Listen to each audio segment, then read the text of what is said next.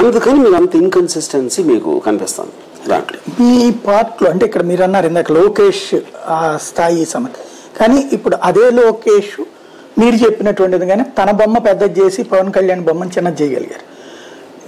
ఇంకోటి Pawan Kalyan first time he accepted him. ఇంతకుముందు లోకేష్ని యాక్సెప్ట్ చేయలేకపోయాడు లాస్ట్ ఎలక్షన్స్ అన్నటువంటి స్టేజ్ నుంచి తనని యాక్సెప్ట్ చేయడం కాదు, తన లీడర్షిప్ని యాక్సెప్ట్ చేసే స్థాయికి వచ్చారు. ఇది వ్యూహమా లేకపోతే కనుక సర్దుబాట?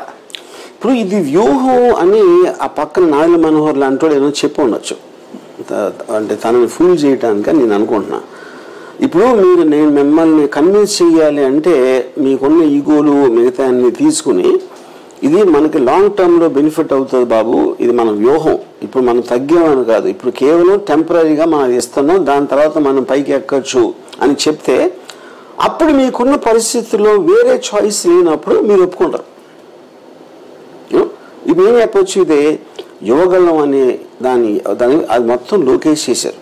లోకేష్ మెయిన్ పర్సన్, ఈవెంట్ జరుగుతుందే లోకేష్ కోసం, అక్కడ అందరికన్నా అతనిది పెద్ద కటౌట్ ఉండాలి కదా అని అలా చెప్పారు అనుకోండి, వినటానికి లాజికల్గా కరెక్ట్గానే ఉంటుంది.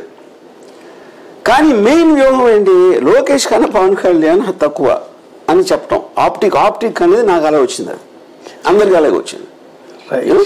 సో అప్పుడు మీరు వేసుకునే వ్యూహానికి అవతలకి అర్థమైన వ్యూహానికి చాలాసార్లు మీకు కనెక్షన్ ఉండదు. But common sense tells me Pawan Kalyan is too big for Lokesh and CBN as far as fans are concern. Right. So ఇప్పుడు వాళ్ళ దృష్టిలో లోకేష్ అనేవాడు పవన్ కళ్యాణ్ ఖాళీ గోటికి సరిపోడు, ఎవరికి, పవన్ కళ్యాణ్ ఫ్యాన్స్కి.